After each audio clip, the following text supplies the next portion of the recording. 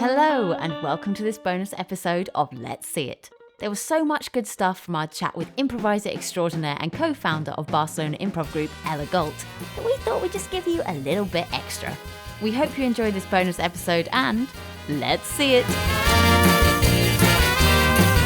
There's a question that somebody asked me the other day, and they said, do you ever find that your creativity runs out? Like, how do you constantly improvise and create when you're truly improvising and really reacting in the moment and really saying yes?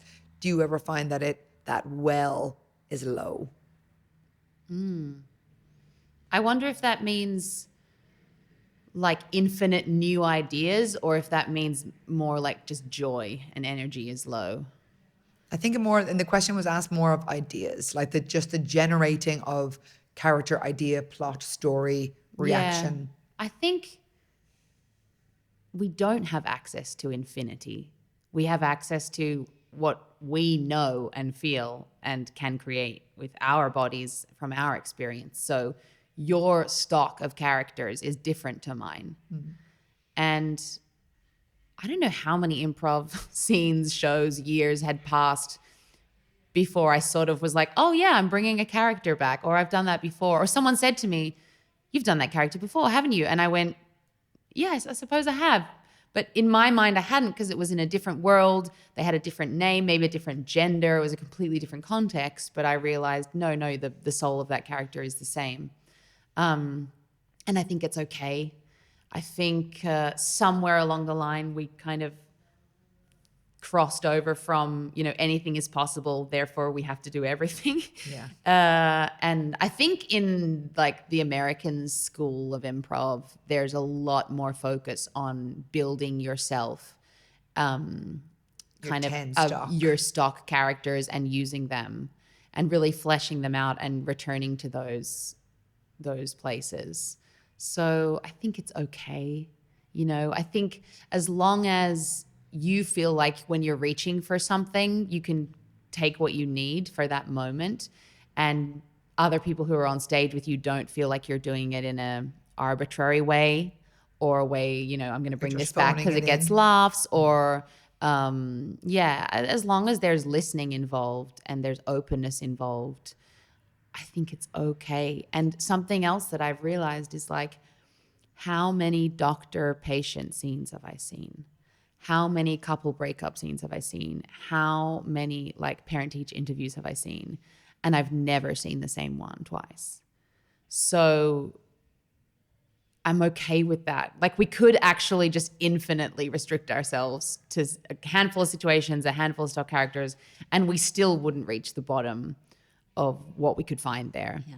I mean, it would be amazing if you could directly replicate the exact same scene. I just don't even know if that's possible. Yeah. With the same kind of feeling, the same nuance, I think we're probably closer than we've ever been to now with our new show, because it's a genre piece. So it's kind of a Jane Austen, Regency era, which means there are very stock characters that we've studied, and they're always there. One of us will be playing one of them.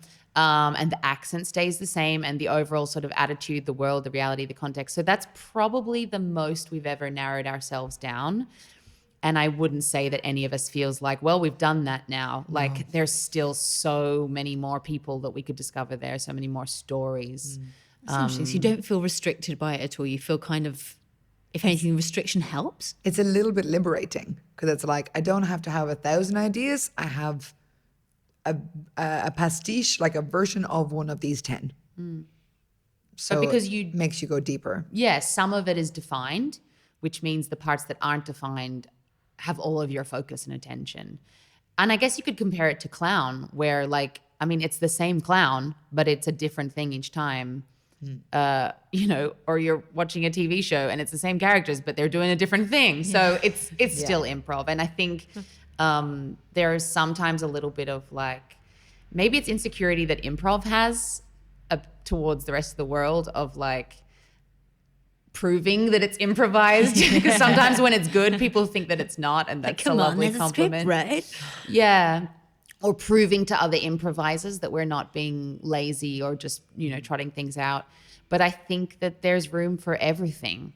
There is room for 10 people who don't know each other at all stepping onto an empty stage with zero plan and just like seeing what the fuck happens. And there's room for something that has big set pieces already plugged into it and improvises around that. Like, and I'm not really interested in debating people about what's improv and what isn't. Like, No, there's space for all of that. yeah, I think. But also, if you think of like Commedia dell'arte from back in the day, right. they were like stock characters, and they were like, yeah, there's a Puccinetta, there's the lovers, there's the dottore, and there's like, again, 10 characters, 10 masks, like even more, solidified because you literally had the mask on or the half mask, and that's all you had. And people still loved it because we want to see stories, we want to see people on stage. It's such a joyful thing to watch someone up on stage and to see like, okay, I'm going to leave my world of my life for a moment and just see someone create something. Yeah. And yeah. I think the only thing I want to see is that the improviser is still curious and inspired. If it ever feels like someone, what you just mentioned before, like sort of checking out or phoning it in. Yeah. If it feels like that, then it feels stale, I suppose.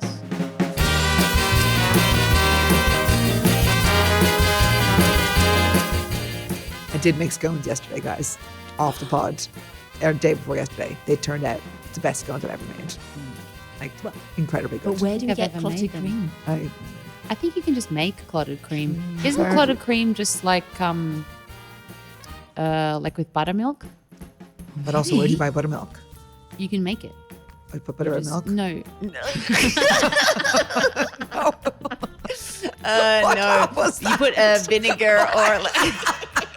What was that sound? Your whole body turned into a 6-year-old. Because we were just talking about how you're so confident all the time, and I love sometimes, not often, It's but rare. sometimes you take a stab and it's just like, butter no. and milk, right? And this was a great time to take a stab because both butter and milk are in the title, so that was a great stab to take. So we see.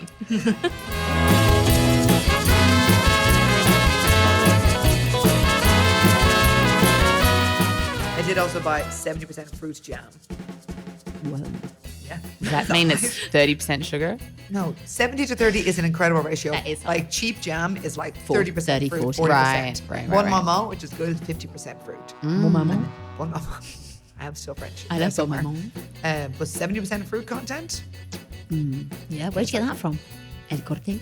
it wasn't El Corte. It was somewhere else. Can't remember. Capramo? So great These are stuff for our lovely listeners. Are we still recording? Are we over? Oh, great.